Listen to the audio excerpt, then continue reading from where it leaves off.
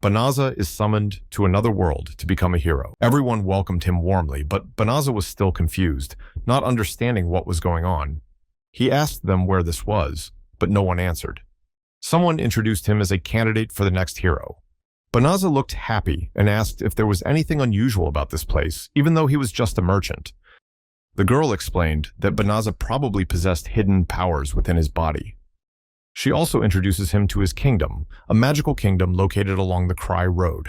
She added that their country had endured a long war with a demon army, and that summoning heroes from another world was a tradition. She led him into a room where the heroes would receive blessings from the gods.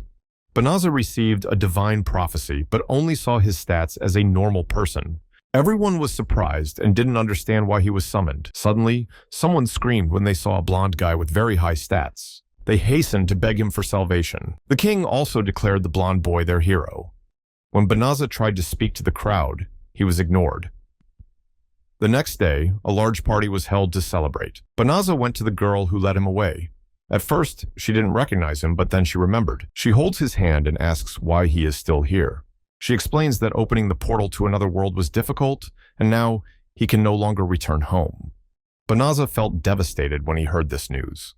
He was kicked out of the castle and taken to the Delavatsa forest. The reason was that he did not meet the standards of a hero and could no longer stay in the castle. Sitting in the carriage, the coachman began to talk to him. Banaza refers to a slave contract with non-human beings. This made the coachman laugh. Everyone around despised Banaza's kindness towards part of the demon race, but Banaza, with his kind heart, paid them no mind. The lower creatures recognized Banaza and wanted to follow him. Banaza looked at those who abused these creatures and wondered if there was a place where such prejudice did not exist. He didn't think it was strange to make friends with other races. After 20 days, the convoy reached its destination. Banaza remembered the person who took him to the forest. That person also warned him to be careful because there were rumors of a demon army in the area. Then he left. Gave him a magic bag as an apology from the kingdom. When he opened the bag, he found ingredients, utensils, a house to live in, and 100,000 gold coins. Now, he has shelter and property to last. He decided to summon a sword and was surprised by its quality. Then he met a wild slime. The slime suddenly attacked, but Banaza easily dodged and defeated it. Immediately, he leveled up from 1 to 2, with infinite stats and a series of new skills. Overwhelmed, he didn't think he could remember all the abilities he had just gained. A hidden spell is activated. Banaza recognized the magic bag that activated this spell. He found the forest contaminated by powerful magic. Banaza decided to purify the area, making it a safe place. The purification spell releases a large amount of magic. Meanwhile, at the castle, the eldest princess is angry about the other hero being thrown away, and the young hero doesn't care. A reporter approached them, saying that something had caused an explosion of purification magic. The king laughed happily, thinking that it was the new hero's achievement. But knowing that the source of the magic came from the north, while the hero was traveling to the south, the king and princesses were amazed. Purification spells are exclusive to high-level magicians, capable of detecting black magic particles that harm the human body. But Banaza easily cast purification magic, cleaning the area. This magic can even destroy demons from within, a powerful spell often performed by the entire kingdom, considered the ultimate magical weapon. All demons wandering in the purified area vanished, including one of the 4 demon gods, Fingarl, the demon king, who was instantly destroyed. Hero candidate Banaza was shocked after the bright light, realizing that the surrounding scene had not changed. He tested his magical energy, and was surprised to see how quickly it recovered. Finding out his level had reached 367 shocked him, because he thought there were no monsters nearby. The infinity symbol remained unchanged, making him even more confused. He guessed his power was too low to display accurately, so he turned off the notification, hoping things weren't serious. Despite clearing the area easily, he still felt weak and thought about returning to the castle, but worried that they might kill him when you get a hint about changing your appearance. He decided to transform into a girl. However, after several edits, he was not satisfied with that appearance. Finally, he found the perfect shape, fixed his cloak with a spell, and felt satisfied. But the next problem is how to get back to town when the journey takes up to 20 days. Suddenly, a system notification appears, offering the option to teleport to Cry Road Castle. He chose yes and was immediately teleported. Banaza was surprised when he teleported successfully, but when he tried casting a spell to return to his world, he failed. He wanted to start making money and wondered if there was any association in this world. He thought about joining the Merchants Guild, but suspected that connections were needed to get in. As for joining the Adventure Guild, it seems a bit early. Following the instructions, he walked towards the Adventurers Guild, and after a long journey, he finally arrived and began the registration process. The guild receptionist explains the rules and high-rank quests, which offer bonuses and higher ranks. When it was his turn to register, the staff asked for his name. Banaza hesitated, thinking about his name. He felt that using his real name could be dangerous, so he decided to register the name Fulio, inspired by his childhood dog. While checking in, he noticed a little girl trying to negotiate with people at the reception desk. Find someone to escort you to Delavaza Forest. People said that no one took this mission because it was a 20-day journey. Banaza approached the girl and volunteered to help. The girl explained that she didn't have enough money, but he didn't mind because he himself had been through the same thing. He thought he could use space magic or teleportation. Everyone around him laughed, thinking he was just a lowly E-rank adventurer. Another girl chimed in, telling him to stay away from her and doubting his words. Her group also suspects you, gave him the nickname Child-Loving Person. Banaza wanted to clear their doubts by inviting them along on the trip, and promised to share the reward with them. They went outside the guild, and Banaza asked them to stand closer. He recited the spell, surprising everyone. The girl knelt down and apologized for doubting him, and asked if there were any signs of the devil. When they were in the forest that was said to be covered with demon magic particles, Banaza was stunned when he realized she was a demon, and received a message not to mention the purification spell. His group, including the Knight Ballet Rosa organization, knew she was a demon, because she was suspicious of the mission she was trying to carry out. Suddenly, the girl turned into a giant demon wolf, introducing myself as Fenris, Fingarl's younger sister. Everyone was frightened, thinking she was just a small threat, but it turned out she was one of the 4 great demons. Banaza was confused by everything that happened. Fenris was also surprised to see that he was not threatened by him. She attacked Banaza, but he quickly dodged. He struggled to confront Fenris, knowing that he had people to protect and not to be distracted. Even if he used magic, he would die if he let his guard down in front of her. Banaza recalled using the purification spell without touching the screen. When the spell teleported everyone else back to town, Banaza realized he was left alone. Now, he searched for an offensive spell to counter Fenris.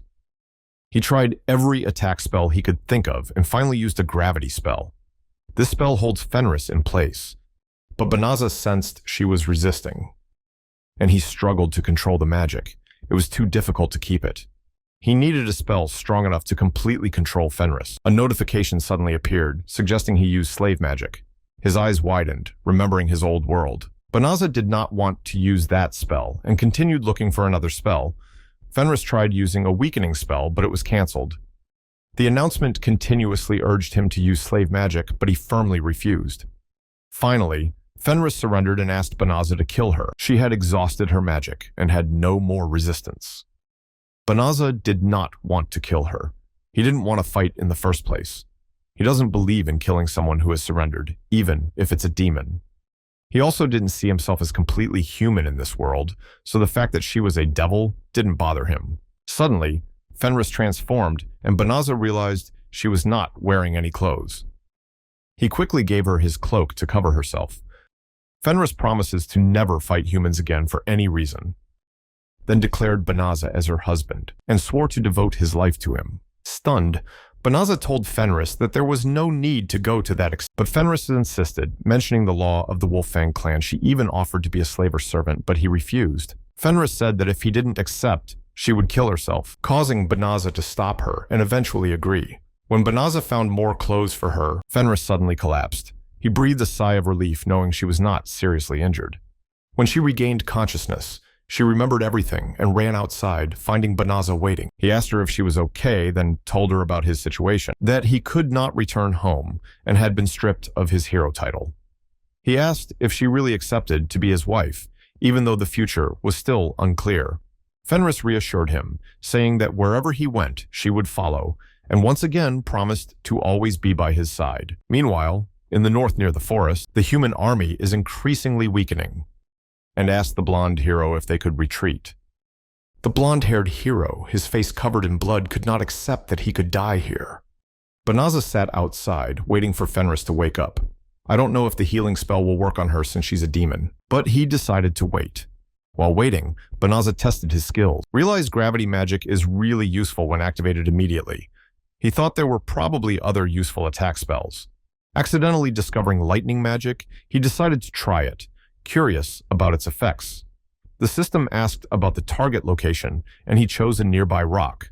Banaza was stunned by the terrible destructive power of lightning magic, realizing the true power of this type of magic. He quickly stopped, knowing that testing magic attacks carelessly was dangerous, especially when there was a girl sleeping nearby. Meanwhile, the blonde hero returned to the castle to report. He informed the king that all 10,000 soldiers sent to the northern forest to exterminate demons was completely destroyed. In anger, he questioned the king about deploying the army, annoyed by their panic at the sight of the monster. He tried to save as many people as he could, but no one appreciated his efforts. The king asked the army about the hero's actions on the battlefield. The soldier explained that he always stood at the back of the formation and ran away when faced with danger, blaming the army for his defeat. Disappointed, the king commented that this hero was just another failure. Meanwhile, the blonde hero walked through the hallway, frustrated that despite his efforts over the past month, his stats still hadn't increased. He caught sight of the princess and apologized for keeping her waiting. She reassured her that she could wait patiently. The blonde hero then offered to go with the princess to the kingdom's treasure. Elsewhere, Banaza and Fenris decide to stay together and explore the city for a week. They came to the association to find jobs and registered for Fenris. The two wore matching necklaces, and Fenris wanted to eat bones from hunts as a traditional pre-wedding ritual. Fenris registered as Risu to avoid being recognized. Agreed to use this name when interacting with humans. At that time, the association's staff announced an urgent request. A group of crazy bears was moving from the north towards the city. Everyone whispered about the hero's failed army. Fenris asked Banaza about the hero everyone was talking about, and he explained that it was probably the army heading to the northern Delavaza forest. Banaza doubted whether he could deal with the ferocious beasts, especially since the hero's army couldn't either. However, Fenris encouraged him, reminding him that if he defeated her, the bears would not be much of a threat. Although still skeptical, Banaza appreciated Fenris's encouragement. Fenris wants to fight alone to prove that if she can do it, Banaza can do it just as easily. But Banaza refused, deciding to face the enemy with her. They went to a weapon shop to buy equipment, and Fenris complained about having to use a sword, but Banaza insisted that she should avoid using her bare hands so as not to arouse suspicion by pretending to be human. Suddenly, a group of people intervened, and the leader declared that Banaza and Fenris would die on the battlefield, arguing that their rank 2 team was more deserving of the reward. Fenris is upset, but Banaza reassures her, not wanting a conflict. After that, Banaza gave Fenris a ring, explaining the marriage traditions in his world. Fenris blushed and happily accepted the ring, even though it was just a normal ring with little power. The two teleported to the northern forest. Fenris is confident that she is capable of defeating the Demon King, even suspecting the ring has hidden skills. Banaza laughed, assuring her that there was no power hidden in it, causing Fenris to laugh as well. Suddenly, they heard screams from afar and immediately ran over. Arriving there, Banaza recognized the 4 girls who had helped him in the battle with Fenris. Fenris suggests ignoring and not getting involved, but Banaza stayed behind to observe. The 4 girls were exhausted, out of resources and magic, almost ready to give up before the wild bears. When the bears rushed to attack, a bolt of lightning suddenly hit them. Banaza and Fenris rushed in, quickly taking out the bears. The 4 girls recognized Banaza and went up to thank him again for saving them. They were also relieved to see he was still alive after confronting one of the Fordiva sisters. They looked curiously at the girl accompanying him, not recognizing Fenris because she had previously appeared as a child. When Banaza introduced Fenris as his companion, Fenris feels hurt and disappointed because she is actually his wife. Suddenly, a bear rushed from behind Fenris. Banaza shouted a warning, and Fenris turned with an intense, menacing look in his eyes. The bear immediately cowered in fear and lay down on the ground. Everyone was confused by the bear's reaction. But in the end, it felt like it couldn't defeat Fenris. The bear bowed before her, and Fenris suggested making him their companion. The 4 girls were completely amazed by the idea.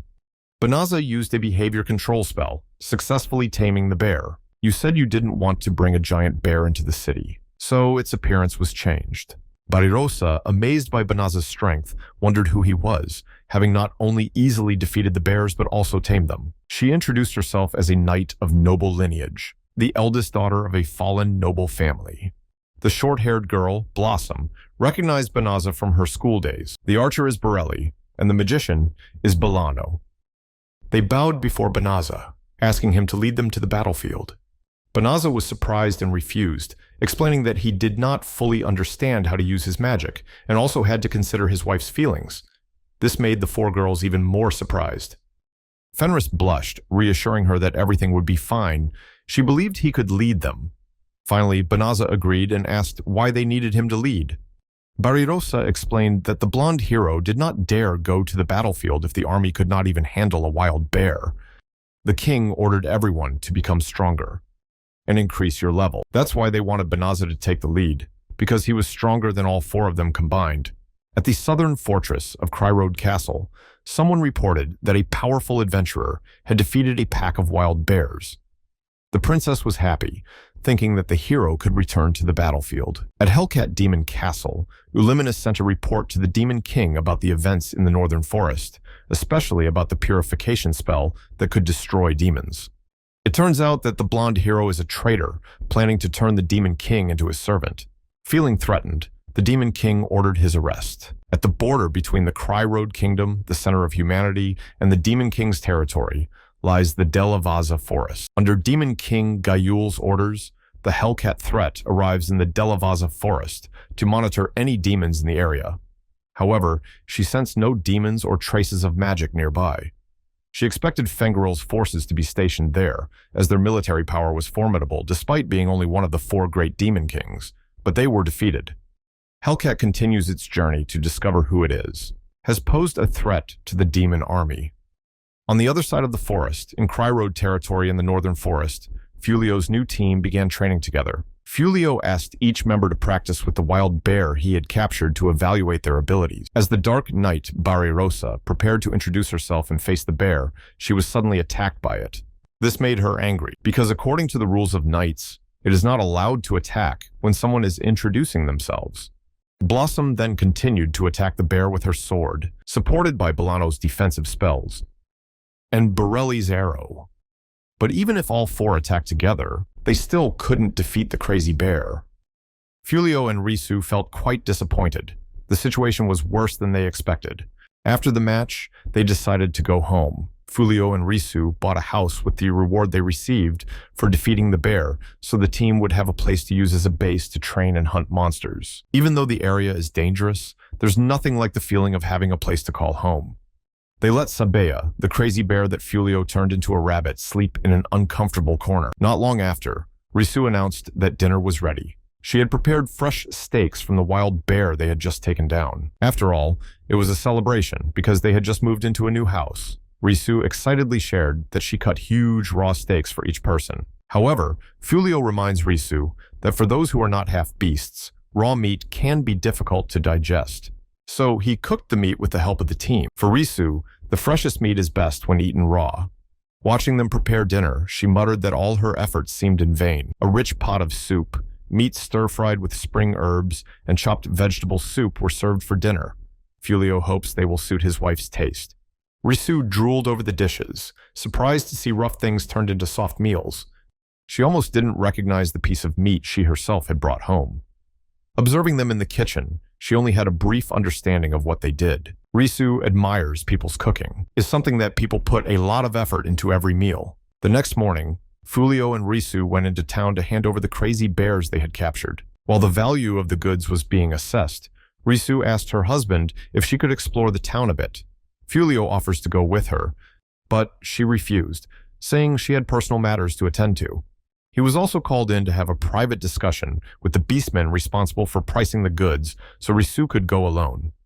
In fact, her personal mission was to enroll in a cooking class to support the team. Meanwhile, Fulio receives a reward for taking down the crazy bears, and was offered the role of honorary knight under the hero. With his recent achievements, the castle requested him to assist the Cryrode Kingdom. Feeling pressured, he refused the offer. After the private discussion, Risu returned, looking as if he had just been attacked by a wild animal.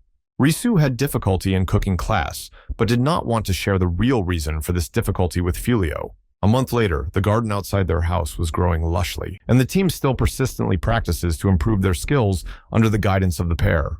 Fulio feels that they have become a much better team than they were, although still not perfect. After a long day of training, Risu wanted to prepare dinner for everyone. Lessons from cooking class help her make a delicious meal, surprised everyone. Meanwhile, Hellcat notices Fenris, now Risu, surrounded by humans, which makes her uncomfortable. However, Fulio enthusiastically welcomed her and offered her some snacks. Risu then introduces Uliminus, aka Hellcat, as a former colleague and trusted assistant of the Demon King.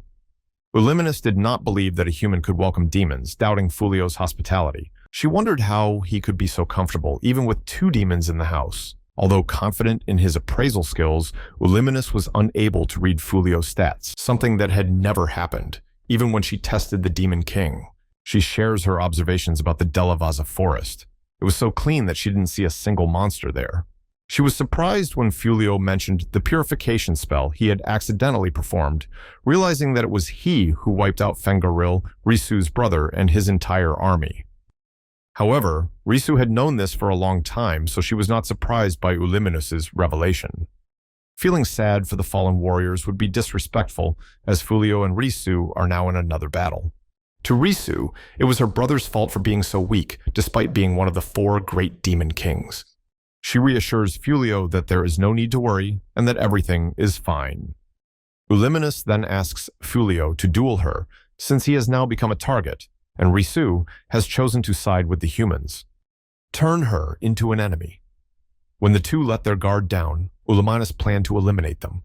Witnessing the interaction between the 3, the duel between Fulio and Uliminus is about to begin, with victory decided when one side surrenders. Uliminus attacks first using his poisonous cat claws, and chanted a deadly poison spell from under his feet. However, Fulio's binding spell instantly negates both attacks. Angry that Uliminus targeted Risu, he countered with a paralysis spell. Having no other choice, Uliminus retreated, realizing this opponent was too dangerous. She returned to her domain, feeling disappointed and knowing that she needed to immediately report what happened to the Demon King. A few days later, someone came to Fulio's house with another royal summons from the castle. No matter how many times they came, Fulio still refused the invitation. His magic was only borrowed power, and if he made the slightest mistake when using these unfamiliar abilities, it could lead to disaster. After all, he was once expelled from the castle as not good enough to be a hero. Not long after, Uliminus returned, this time with the elite forces of the Demon King's army. She plans to repay Fulio's hospitality by bringing the power of the Dragon Army, a legendary army that has wiped out countless human armies. She uses them to intimidate Fulio, trying to force him to surrender and swear allegiance to the Demon King. However, Fulio did not show any fear. In fact, he was even excited to see a dragon with his own eyes for the first time. His reaction angered Uliminus, who threatened to kill him if he dared to disrespect the Demon King's army. The dragons attack Fulio, but he immediately destroys them all with lightning magic. After the attack, they quickly ran away. Blossom, who had assumed the title of Dragon Hunter, wished she could have participated in the battle if she had known it would go so smoothly. Fulio suggested that she throw the water bottle she was holding to take down the dragon that was trying to escape. After defeating the dragon, her stats increased significantly, making Barirosa feel jealous. Meanwhile, in the Demon King's territory, Gaul received news of the battle between Fulio and the dragons. He plans to look for other options, decides to speak to Fulio in human language if violence doesn't work. The knights gathered in a room, discussing how someone very outstanding might emerge among them. For Blossom, the feeling of becoming a dragon hunter hasn't really sunk in yet, but all the other girls admire her for achieving this noble title. Barirosa goes out hunting monsters to complete her quota for the day. The title of Dragon Hunter is so noble that whoever attains it will become a noble, the dream of every adventurer. In reality, hunting was just an excuse for her to go out and cry. If she had this title, she could restore her family's reputation. She blamed herself for being a step behind, and the fact that Fulio was already married, something she considered bad luck for not being able to bring that powerful man into the family. While she was thinking, she discovered a man standing in the forest, looking towards her house. Thinking he was watching, she approached. The man claims to be Risu's old friend, just wanting to visit her. Realizing he was a member of the demon army, Barirosa drew his sword in defense. The man affirmed that he just wanted to meet Risu to drink tea and talk about old times. Barirosa calmed down, sheathed his sword, and introduced himself. The man claimed to be Gozaru, which made Barirosa feel strange. A moment later, Fulio and Risu rushed to her side, asked if she was okay. The anti-demon barrier activated, revealing that the man in front of him was the Demon King. It turned out he came here after receiving a report from Uliminis. Barirosa stiffened, realizing that he had just pointed his sword at the Demon King, fearing that his life was in danger. Gaul left, unable to get close to Fulio's house because of the strong barrier. The only thing he cared about was that Barirosa, a human, dared to risk his life for his master. Not long after, the Demon King tried to go to Fulio's house again. This time, Fulio invited Gozaru, the Demon King's nickname, into his house, although Risu was not very happy. While drinking tea, Gozaru invites Fulio to join the demon army, but Fulio refused immediately. Gozaru asked Fulio why he hid his power and stayed away from the Cryroad Kingdom, even though everyone craved that power. He tries to sway Fulio by explaining the reason for the war between humans and demons. Gozaru has no intention of world domination. However, as the Demon King, he cannot ignore the threat from the human army. Once again, he invited Fulio to join, but Fulio refused. Fulio doesn't want to take sides. But that didn't make Gozaru give up. He determined to continue visiting Fulio until he convinced him. Ignoring Fulio, Gozaru turned his attention to Barirosa, a person who did not flinch under the Demon King's pressure. He began to feel interested in her. Weeks later, the Demon King persisted in regularly visiting Fulio's house. He put Uliminis in charge of the palace. The demon's soldiers began to whisper about Gozaru. Rumors spread that their king had sided with Fulio. On the way to Fulio's house, Gozaru thought he would like to chat with Barirosa if possible. However, each visit coincided with the time when Barirosa was away from home. Meanwhile, a human army gathers outside Fulio's house, with the blonde hero asking Fulio to choose to join or die on the spot. A few days ago, in the Cryroad Kingdom, the king received news of a demon that frequently visited an adventurer's house. Fulio's refusal of 3 royal summons in alliance with the devil angered the king, who ordered the army to take action. But the eldest princess intervened, suggesting that he should dialogue and befriend Fulio instead of forcing him. However, the king dismissed the idea, saying that a kingdom cannot be built with ideals, and ordered the princess to stay silent. The appointed hero interrupted, suggesting a tougher approach to Fulio. His plan is to use accusations of treason to force Fulio to obey. Knowing Fulio would not accept the summons, they simply forced submission. Now, the hero faces Fulio, given 2 choices: serve him in his quest to defeat the Demon King, or die outright as a traitor to humanity. He even threatened to accuse them of treason, leading to their downfall unless they accepted. Some knights objected to the hero's actions, saying that the way he treated Fulio and the group was blatantly oppressive, not at all heroic. They accused him of avoiding danger, hiding in a safe fortress, and despicably abusing his power. As a hero appointed by the kingdom, these criticisms made him angry enough to attack Fulio. Fortunately, Fulio successfully defended himself. Not wanting to fight anyone, he decided to leave the area with his group. They choose to teleport to a village famous for dragon meat. The soldiers could only be stunned when Fulio's team disappeared instantly. Not long after, the Demon King, who was silently observing, was discovered by a soldier. Having no other choice, he ordered the army to gather and attack the Cryroad Kingdom, to show off the true power of the demon race. At the same time, he personally participated in the front lines. However, the hero ran away, leaving his soldiers behind. The Cryroad army began to retreat, reported to the king that an army of trolls was approaching, due to the Demon King's quick attack. With 100,000 troops, their line was broken. Meanwhile, the hero locked himself in the northern fortress, as usual, protecting himself and leaving others alone. The soldiers begged the king to use purifying magic to save the Cryroad Kingdom. Feeling the cleansing magic approaching, Gozaru ordered the army to retreat to prepare for the attack. The kingdom's mages are key in casting magic, but now all have fainted from exhaustion, including the king, who is also a magician. Until the king recovers, the eldest princess assumes power. With her authority, she revoked Cryroad's title as hero. They no longer have enough resources to summon new hero candidates, making the situation more dangerous. Meanwhile, in the basement of Cry Road, the blonde former hero sank into despair and left empty-handed.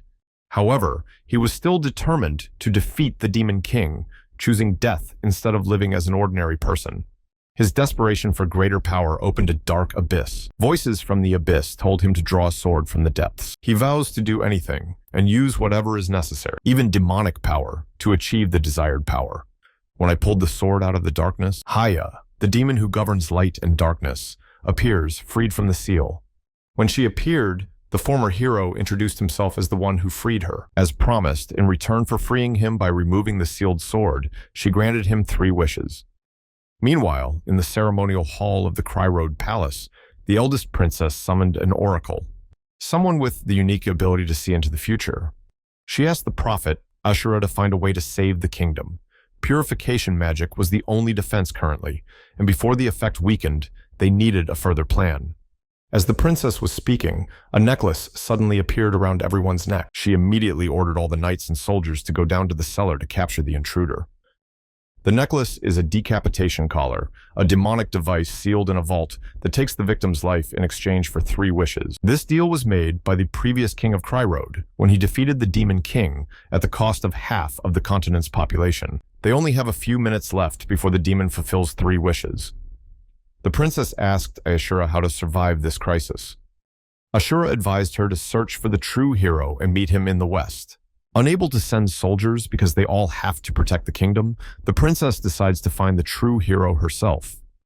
West of Cry Road, Fulio is selling a shield at the weapon shop. His group could no longer be adventurers because they would be captured, so they decided to make a living by producing goods from hunted resources to sell. The shop owner bought the shield for the price Fulio asked and placed an order for more for the shop. Fulio, wanting to have a stable supply of raw materials, suggested that store owners connect with reliable partners. They made an agreement, and the store owner became Fulio's exclusive sponsor. Risu was amazed at the talent of her husband, who was good in every field. She immediately suggested that he take her out on a date. Just then, Fulio receives a warning. A demon is approaching. It's Haya, a former hero who wants revenge on Fulio for making him dishonorable. Haya attacks Fulio, but accidentally hit Risu. As soon as a threat is detected, a shield automatically activates. Blocks all common magic. As Fulio tries to heal Risu, Haya attacks them with light of origin magic. The fatal wound on Risu's body was beyond the ability of healing magic. Incredibly, Fulio remained unharmed, even while enduring Genesis magic that no mortal could use. Origin's blend of light and dark magic was born from feelings of despair and loss. Banaza, also known as Fulio, stood there, reminiscing about his previous life. He was raised by kind merchants who took him in after his parents died. He never found the courage to help them in a way that wouldn't cause trouble. They were treated cruelly, almost like slaves. You can only support them within your abilities and resources. His life always carries a bit of guilt because he relied on the people he met. Although he always dreamed of a world without discrimination, he still depended on slaves. According to his understanding of the rules, they were supposed to serve in the organizations as servants. But when he is summoned to Cry Road and meets Risu, a girl who sacrificed her life because of a single failure, he cannot abandon her. Therefore, he tried to build a relationship, a connection without distinction between master and servant. Finally, he married her. She didn't object and was actually happy with the new relationship they had. He did this to protect her, to keep her away from any possible danger. Knowing that she was completely alone without him only increased her desire to protect her. Returning to the present, before his eyes was Risu's severely injured body. He rushed to her side, trying to use healing magic, but to no avail. Why could he use magic, but couldn't save her? Anger and frustration rose within him. When the demon Haya, who had caused all the damage, spoke, she was surprised to see that he was unharmed after using light Genesis magic. She underestimated him, assuming he was just an ordinary human dabbling in temporary magic. As she continued to speak arrogantly, he suddenly gave a powerful blow, knocking her to the ground. Shocked and insulted, Haya lay motionless, unable to believe that a person she once despised could hit her. He walked closer to Haya, stepping on her to silence her. Grabbing her head, he began chanting a spell, a forced spell. She was stunned. It was hard to believe that a human could use such magic, but what surprised her most was his state. Everything about him was limitless. That was incomprehensible because he looked like any normal human being. Before Haya could react, he launched his magic at her, hitting her so hard that she coughed up blood. Defense no longer works. She must find a way to save herself from further harm. Or, if Fulio is cruel enough, death will follow. Caught up in rage, he tightened his grip on her neck, looking at her with merciless eyes. Haya's arrogance disappeared, replaced by clear fear on her face, afraid of the threats and the obvious power he possesses. She asked for forgiveness. While Barirosa rushed to Risu, who was lying unconscious on the ground. Risu sat up, surprised to find she couldn't make a sound. Barirosa explains that it could be a side effect of Fulio's healing magic. She looked over at Fulio, who was still furiously beating the demon Haya. Unlike other people who might be worried or scared for their loved ones in this moment, Risu just felt herself drawn even more towards him. She felt admiration, seeing him overcome a powerful demon though. Only using human magic. She was impressed by his ability to perform physical punches that could break through magical defenses. He did all this for her, but Risu realized that using such power was wrong. So she ran to him, hugging the angry man tightly. Fulio, surprised by the sudden interruption, looked down to see Risu's tearful eyes looking back at him. She shares her feelings, grateful for his protection. But it was his refusal to kill his enemies that reminded her of his kindness. She felt heartbroken, seeing him become cruel, foreign to the gentle Fulio she knew. Her words moved his heart, and he gradually calmed down, relieved to know she was alive. They hugged each other, relieved that they were both safe.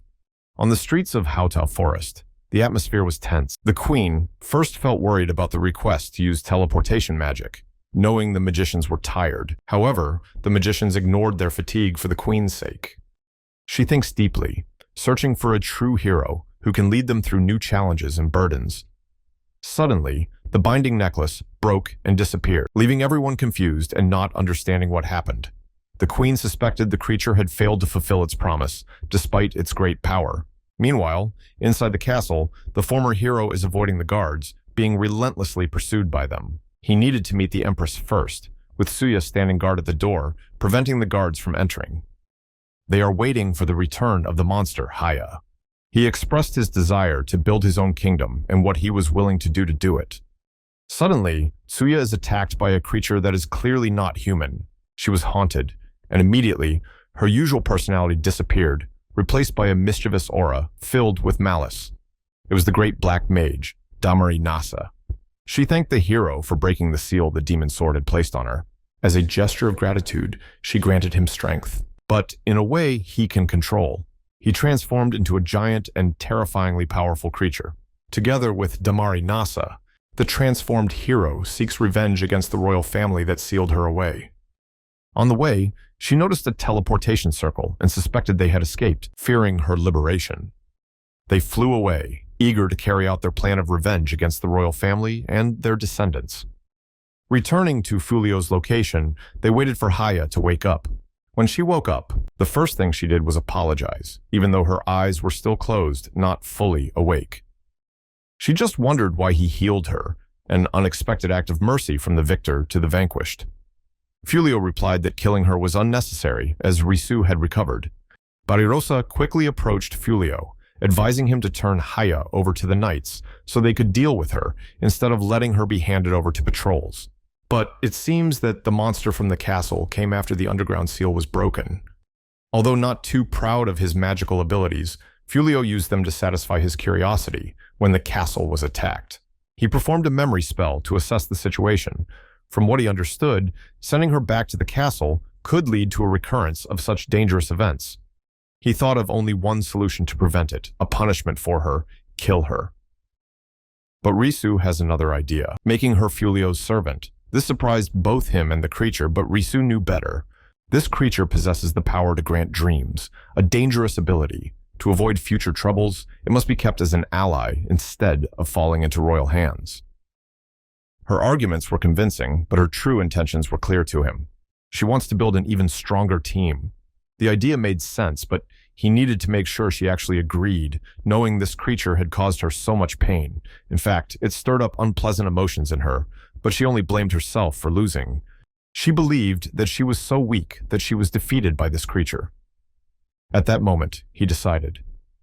He reached out his hand, ready to accept the creature as his servant, but only on one condition, a promise that no lives would be taken. In return, he will forgive her and forget what happened. She has two choices: accept his supervision of her every move or be sealed in the castle again. He let her decide for herself. With the final choice, she took his hand, recognizing him as the ultimate power. She introduced herself to them. Haya, the keeper of light and darkness, vows to witness all the achievements he will achieve with them. However, she refused the offer of healing, instead thanking him for his kindness and standing aside. Raising her hands to the sky, she felt the stranger's intrusion and wanted to protect him. Those were soldiers from the castle. A giant creature appears, causing great destruction in the area. On the creature's shoulder, they saw a seated figure, Damari Nasa, Cry Road's strongest mage. Although previously convicted of forbidden black magic, her spirit never truly left the castle. Realizing the potential devastation, they quickly moved to protect everyone. The creature under Damari Nasa quickly found the princess. Damari Nasa, Cry Road's strongest mage. Although previously convicted of forbidden black magic, but someone blocked its way. That's Haya. Haya is ready to destroy anyone who dares to threaten her power. This surprised Damari Nasa because even though she had the power to grant dreams, she was still influenced by a human who had joined their group. With a wave of his hand, the opponent's power disappears. In the end, no one can compare to the ultimate power. No Saradian magic can counteract it. Damari Nasa decided to attack, taking advantage of the monster's enormous power. Haya once again performed a spell, throw the creature away. The enemy is still determined to defeat them. But no matter how hard she tried, she couldn't hurt them. She is proud of her title and prestige. She summoned another monster. This one is even bigger than the previous one. But before it could act, it was destroyed. The attack did not come from Haya, but from a human wielding infinite power, Fulio. He used racial magic to destroy it. On the contrary, Haya was not satisfied with what happened. She felt like she had to be the one to protect them from danger, so she apologized and asked to be punished.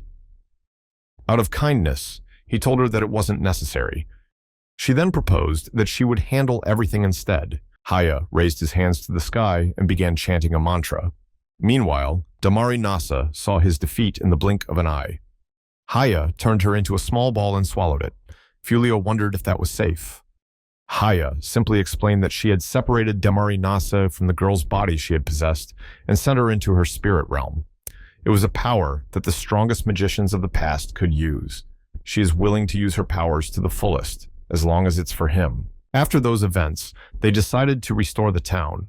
Fulio pondered what to do, and time magic flashed in his mind. But his thoughts were interrupted when Haya spoke up, warning him not to use such magic. She believes it should no longer be used, because it can lead to unpredictable accidents. After receiving her warning, they began to discuss his extraordinary abilities. Even though I'm just a human, but his infinite state allows him to learn any magic he encounters. That is the perfect ability to learn. After finishing their discussion, they went around town, assessing the damage and thinking about how to restore things. They will use the usual funds and Fulio's healing magic.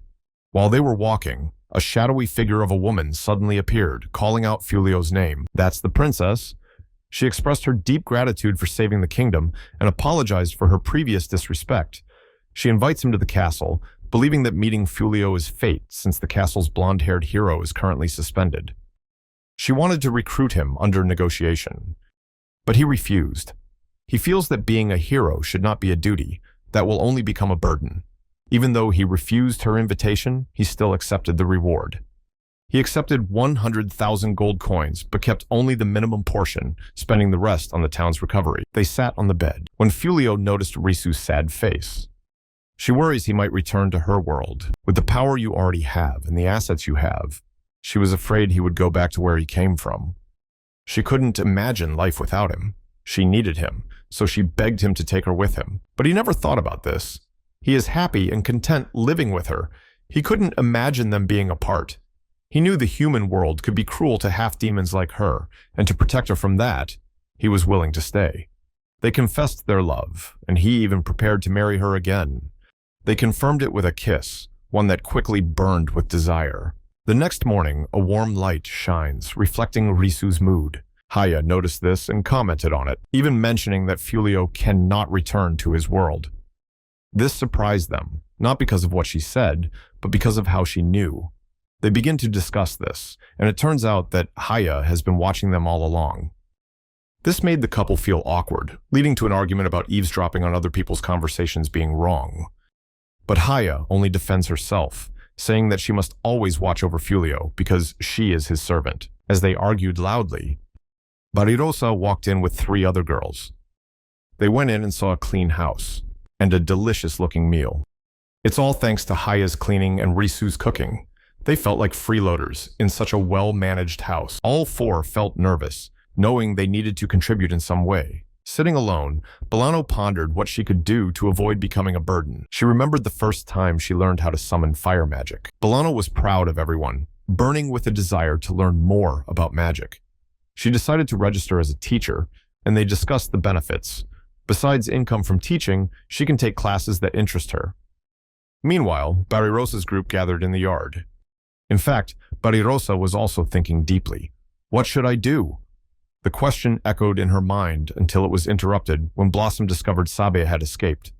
The monster appeared before her and turned into a wild horse. Blossom immediately caught and rode it. Try to calm it down. She succeeded in appeasing it, and none of them expected Borelli's special abilities. Then an idea flashed in her mind, how much she could achieve if she applied her mind and effort wisely.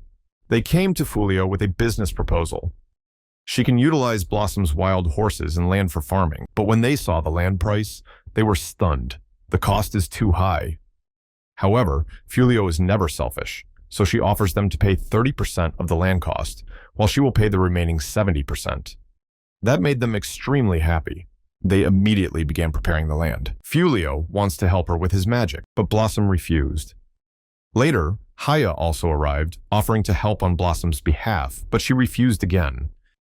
The reason is simple. She believes that vegetables taste best when grown with love. As the two talked, Bolano joined and supported Fulio and Haya's idea. They all gathered in the yard, enjoying their time together, feel relaxed and comfortable. After having fun, Barirosa lay down on the bed, but suddenly, she found herself in another house with a creature dressed in luxury. Still dazed by what was happening, the cat-like creature greeted her. The man, named King Gayul, explained her current situation. What she heard next shocked her. This event was for their wedding. Everyone cheered and congratulated the newlyweds, and he declared his love for her, promising to give her the world. But it was just a dream. Barirosa woke up gasping for air. Elsewhere, near Fulio's land, a group of people searching for something, or perhaps someone, searched every corner of the forest. Finally, they discovered where their targets were hiding. It was the previous blonde hero in Suya, seemingly unharmed from their time in hiding. They opened the treasure chest they had stolen, hoping it contained something valuable. The air was filled with excitement when the chest opened, but their lavish dreams were quickly shattered when they found only a shovel inside. They were confused. What can a shovel be used for? Meanwhile, Damari Nasa feels lost in a strange world.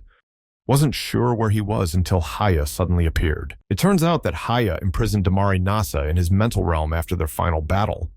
Taking advantage of this opportunity, Haya plans to use Damari Nasa to help her with the training session. But it wasn't the kind of training Damari Nasa expected. Lying on the bed, both Damari Nasa's arms and legs were tied with rope. The training that Haya wanted was really different. After witnessing Fulio and Raisu together many times, Haya thought it was a human trait. So she wanted to learn how to do it, to better understand human customs. Even though she only witnessed it once, she couldn't help but feel that they didn't do it just for procreation. Hearing these things from Haya, Damari Nasa thought it was an absurd idea. There must be some reason beyond reproduction. It is something done out of love. Furthermore, they were both female, Damari and Haya, so that couldn't have happened. But even though Damari Nasa explained, Haya still didn't understand, making Damari Nasa feel frustrated and chase her out. Later, while watching Risu cook, Haya was still thinking how to do your training session. So she asked Risu if she loved Fulio, just because he's a good person. Risu felt it was a difficult question. She didn't need to list all his wonderful qualities. She had never even thought about it. But if she had to say, perhaps she loved Fulio because of his silly nature and the comfort he brought whenever they were together. Suddenly, Fulio butted in, telling them to stop talking about him while he was still here. They then receive surprising news from Bolano, who informs them that she has created a shield around the city to prevent ghosts from entering. However, she only detected a strong signal from that place. At the castle, the king's servant reported that most of the gold Fulio had donated to the city's reconstruction is gold from the castle. These gold coins are often used as rewards for summoned heroes after completing quests. But recently, most of this gold has come from a guy named Banaza, who turns out to be Fulio, an exile from another world, punished for their mistakes. This news made the princess despair. After learning how the kingdom treated him, it was no surprise that he declined the invitation to become a hero. The princess orders all the servants in the kingdom to prepare and apologize to Fulio. Just then, another servant approaches her, revealing that while searching for the old hero, they discovered the kingdom's treasure chest. Inside, they have stored drills, bulldozers, and a shovel, legendary magical items. According to legend, they can create a hole so deep that even monsters cannot escape. The princess felt overwhelmed by all this chaos, so she ordered them to quickly find the old hero before the effects of the magic were purged and secure the shield at King Gale's place. Uliminus reports to the king that they have not found Fulio yet. They sent reconnaissance teams everywhere, but it seemed like they couldn't grasp the situation. Sensing the weakness of the enemy kingdom, she suggested to King Gale that they should consider invading. However, King Gale rejected this idea, knowing that someone could use purification magic alone and could easily wipe out all of their advances in one sweep. This made King Gale resolute in his decision. He did not feel it was right to defeat his enemies by sacrificing countless monsters. Suddenly, a monster girl wearing glasses named Fufufun overhears their conversation. She told him that she would report this to King Gale's younger brother. After overhearing King Gale's conversation with Uliminus, Fufufun quickly went to meet Uigard, the Monster King's younger brother. She reported to him what she discovered, making him furious. He was dissatisfied with his brother's decisions, believing that his brother had become weak, and he could not let those naive decisions stand in the way of humanity's destruction. So he decided to overthrow his brother's crown and take the throne for himself. Fufufun believes that King Gale will not fail against Uigard, but will face many difficulties when fighting his own younger brother. For this reason, she begins to develop strategies and tactics and to assist Uigard in claiming the throne. For the throne. Meanwhile, Fulio and Fenris are looking for a place to have lunch, when they saw Barirosa happily walking towards them. She offered to take them to lunch to show her gratitude for their training help, which led to her promotion at the company. Fenris was a bit hesitant at first, but when Fulio reassured her that they would continue their date tomorrow, she quickly agreed. As they were about to leave, Haya appeared, announced that she had sensed the presence of a powerful monster, and it turned out to be the King of Gale. He joined them for lunch, although Barirosa remained alert and tense throughout, and Gale seemed to enjoy the human food. Suddenly, he asked Barirosa if she knew how to cook. While Gaiul observed how Barirosa interacted with Barossa, Fenris mentioned Barirosa's baking ability, which greatly delighted Gaiul. Just as they were about to arrive home, Fulio saw a girl standing in front of the house. She has long wavy hair and wears a long dress. He wondered why she came to their house alone. Turns out, the girl is the princess. After entering Fulio's house, the princess bowed deeply and knelt before him, expressing her sincere apology about how the kingdom treated him. With gentle eyes, Fulio looked at her and asked the princess to stand up and raise her head. He thought that no matter how much she apologized, she couldn't fix this situation. Putting that aside, Fulio believed that her apology was not the main reason she came to his house. And you're right. The princess suddenly gave him a map containing secret information about the city where the troops were stationed. Despite everything that has happened, the princess begged Fulio to help defend these cities. However, Fenris thinks the princess is too selfish, dragging him into the war, even though they have suffered a lot because of the decisions of high-ranking officials who now need Fulio's help. She describes the tense situation. The defensive battle at Cry Road Castle, where purification magic is used, was caused by a monster that frequents Fulio's house. This monster declared war, causing the echoes of war to echo throughout the kingdom. At that time, the princess used all her strength to order that no one should disturb Fulio. But it was only a matter of time before the king regained consciousness. When he regains consciousness, he will send the troops to find Fulio. However, as the temporary ruler of the kingdom, the princess can act now to force the king to take full responsibility for the serious mistakes made against the true hero by abdicating the throne. To do that, the princess asks for Fulio's help to carry out her plan. When Fulio understood her intentions, he agreed to help, but under certain conditions. He would not kill anyone, would not take orders from anyone, and his identity must be kept secret. When the princess expressed her gratitude, a bell rang, signaled that enemy troops were moving toward the city. People panicked, while some hurriedly evacuated, fleeing from the monster attack. But suddenly, the enemy stopped, facing Fenris, now in wolf form. Fulio cast magic to prevent enemy troops from entering the city and stop the impending war, hoping to save both sides from war. Fulio and Fenris asked the monsters to retreat, but they received hostile responses and ridicule towards Fenris's tribe. Provoked by what she heard, Fenris asked Fulio for permission to let her fight the monster Cyclops, insulted her tribe. Enraged by Cyclops' constant taunts, Fenris immediately attacked, tearing off his arm. He tried to strike back with sword, but she quickly dodged his attack. Suddenly, Fenris cast magic, launching Cyclops into the air. As soon as he fell to the ground, he was seriously injured. Seeing my comrades fall, the remaining monsters prepared to attack. But suddenly, they couldn't move, following Fulio's command, "Stop!" A powerful spell from him takes effect immediately. Fulio then used healing magic to heal Cyclops' wound, making him surprised and wondering why Fulio did that. Turns out, Fulio just wants the monsters back. He wishes everyone to live in peace and would be happy if they could become friends, to prevent any future wars. However, if forced, Fulio will fight them, no matter how many times he has to destroy them. And so, the monster army retreated. Just then, the villagers suddenly appeared, coming to thank them for saving the village. However, Fulio told them that they had only come to fulfill the first princess's request, and if anyone deserved gratitude, it was her. Meanwhile, from the top of the hill, King Gaul received news from his subordinates. As it turns out, his younger brother, Ugard, had rebelled, declared himself Demon King, and usurped the throne. Ugard also kidnapped Blundant Suya, planning to use her as a sacrifice. During the ceremonial match at the Ghost Palace, the Heavenly Kings, the backbone of the monster army, include two-headed birds named Fuji and Mugi, along with Princess Stink and the Sleeping Goddess. Ugard invited them to witness the ceremonial duel between him and King Gaul. However, all the kings believed that Ugard had no chance of winning that battle. They thought the match was just a wake-up call for King Gaul, as he had been behaving strangely recently. Only he is worthy to sit on the throne, so Gaul needs to show his true power once again. When they entered the room where the ceremonial match would take place, they immediately saw Ugard sitting on Gaul's throne. Fufufun stepped up, insisting that they were not to interfere in the match. Because he did not fully trust them, Fufufun sealed their bodies and tongues. Suddenly, Uliminus approached Fufufun, asking her to stop, but realizing they will never yield. She attacked Ugard, however she failed, and at last, a mighty blow was delivered against Uliminus, causing her to smash into the wall behind her.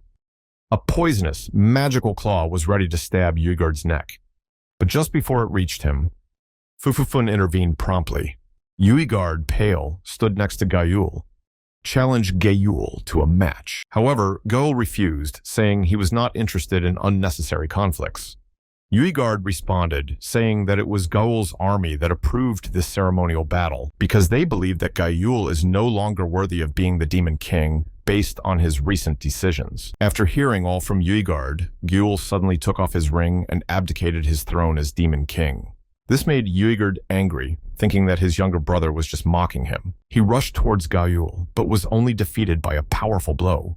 Gaul said it was revenge for what Ugard did to Uliminus. Returning home after a successful hunt, Barirosa saw her friends gathered in the living room, with Gaul and Uliminus also there. As soon as Fulio saw her, he said that they would stay at the house for a while and asked if she could stay with them, surprised by her reaction. After hearing about the old Demon King's plan to stay temporarily, Barirosa panicked.